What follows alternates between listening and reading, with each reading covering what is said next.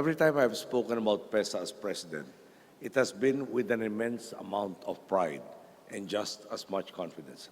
For as long as I can remember, my economic managers have always predicted that PEZA-approved investments under our administration would exceed the amount generated by the previous three administrations over 15 years, for over 15 years.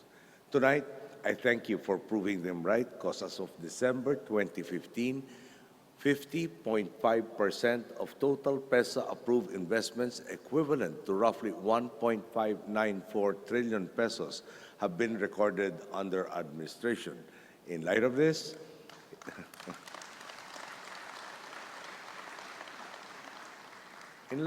it seems a safe bet to say that they have been true to their word, and by the time we step down from office, there will be an even more significant margin of success.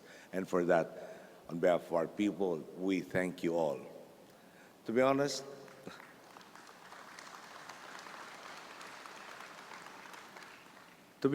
I'm not surprised.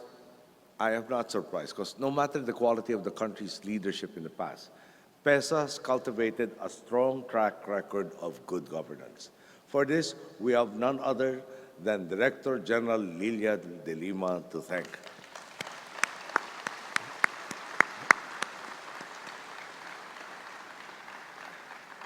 Most of you here will probably know she is the only Director General PEZA has ever known. Initially appointed by my predecessor, former President Fidel Ramos, she has been reappointed again and again for good reason. As the fourth president to have the honor of working with her, I can tell you, I have yet to meet someone more suited to the job. And I'm still after the DOST, our Science and Technology Department, to accelerate the cloning process. As a president with only 77 days left in office, I can also tell you, we don't have much time to clone Director General de Lima, but that will be my successor's problem. It will be up to the next administration to convince her to stay on or to continue our cloning program. But all jokes aside, the numbers themselves tell us just how much PEZA has contributed to the Philippines. Under Director General de Lima's watch, there have been 3.16 trillion pesos in total approved investments, consequently generating almost 1.2 million jobs. A scan of recent headlines and news stories shows that these numbers are likely to increase with the establishment of a 63-hectare economic zone in Davao, the possible expansion of Osaka-based companies in the Philippines, and PEZA's continued efforts to convince even more companies to set up shop in the Philippines. Internal reform has likewise led to more efficient operations in PEZA ecozones, from an electronic application registration system to the pilot electronics zone transfer system, which will speed up delivery of parts and supplies to export manufacturing enterprises.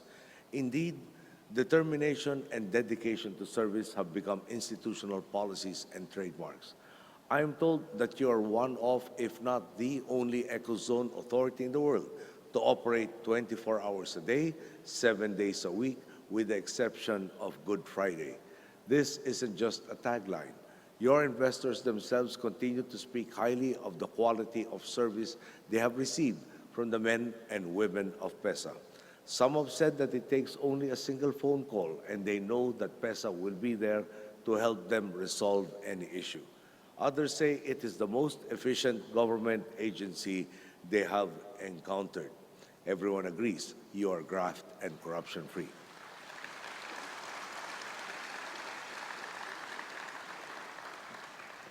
All of this is for the benefit of our people and our investors, including all of you present here tonight.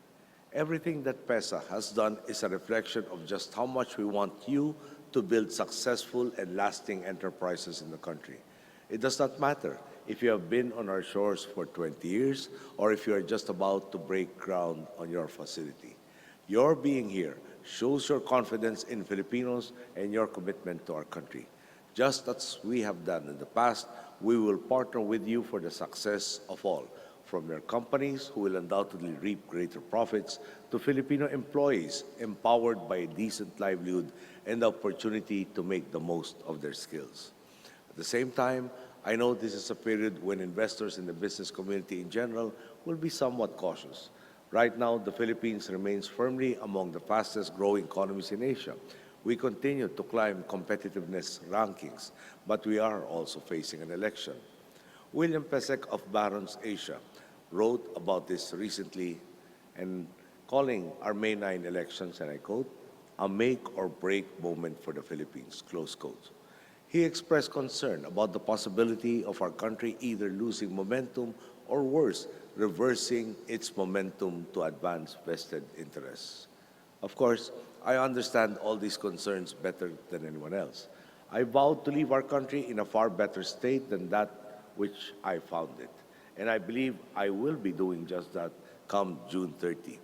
The next 6 years, however, will be in the hands of another president, or perhaps more accurately, in the hands of over 54 million registered voters.